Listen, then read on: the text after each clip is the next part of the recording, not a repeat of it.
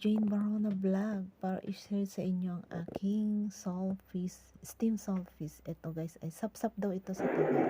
Ito guys ang ating hiwang mga ingredients natin. So yan guys, i-set na natin kung paano natin i-steam tong ating saltfish na to. Pero guys, ito guys is linisan ko na. Hindi ko lang tinanggal yung kanyang balat para hindi siya madurog. So ayan guys, ganyan natin kasi wala tayong mas malaking pag-steaman. So ayan guys, lagyan na natin ang mga ginger natin o luya. So mukhang kulang ang ating luya, so mag-chop ulit tayo. Lagay natin ulit muna yung ating mga fermented black beans o tausi. Yan ang tawag dyan. So ayan guys, thank you so much sa mga laging sumusuporta sa aking premiere. So ayan guys, set aside natin kasi kailangan natin dagdagan ng ating luya. Hindi ko siya na kanina kung tama o kulang ang ating luya. So i-slice muna natin guys. So sa mga team ko dyan, mega love shoutout sa inyo lahat dyan. Hindi ko na kayo isa-isahin. Team Finger, Team MLO, Team Maria, Team Kadyot, kay Rhea. Ayan, mega love shoutout sa inyo dyan. Team Ka-Artista. Yan. Sa Team MM pala. Yun.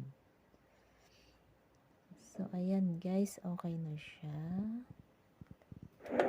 So, tapos na rin na-slice ang ating spring onion. Kaya, ihalo natin o i-mix natin ang ating sauce para sa ating sauce.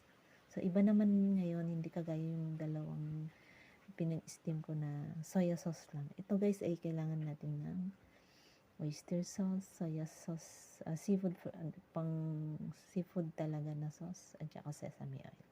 So yan guys, tansya-tansya lang ako guys ha. Kasi kapag marunong ka na talaga magluto, alam mo na talaga kung anong tansya ng lasa ng iyong iluluto.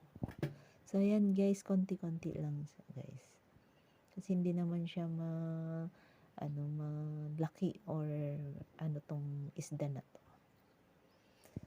So, ayan na guys, i-mix natin ng husto. So, ayan na nga at ipapainit na natin ang ating tubig. Kailangan mainit na mainit bago natin ilagay ang ating isda. Sap-sap daw to or sole fish.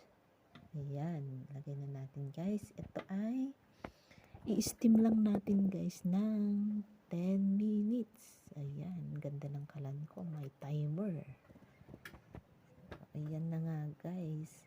So ito na nga guys, malapit na siyang maluto. May 1 minuto pa. Pero bago natin painitin natin ang ating sauce. Dati noon sesame oil lang.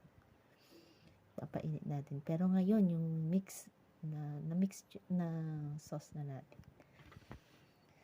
So ayan guys, papakuluan natin ng todo-todo. Ng bonggang-bongga. Ayan.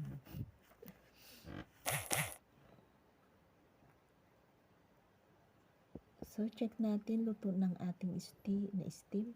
So, tinanggal ko na rin po yung tubig, extra water niya dyan. Yung extra tubig niya. Ayun, mapapa-English na tayo. So, lagay na natin ng spring onion. So, yan na nga guys, nakita nyo, kumukulo na. So, pwede na nating ibuhos sa ating steam. So, yan guys, buhos na natin. Yan, okay na guys, luto na, ready to serve na. Yan, thank you so much guys sa inyong panonood. Bye bye.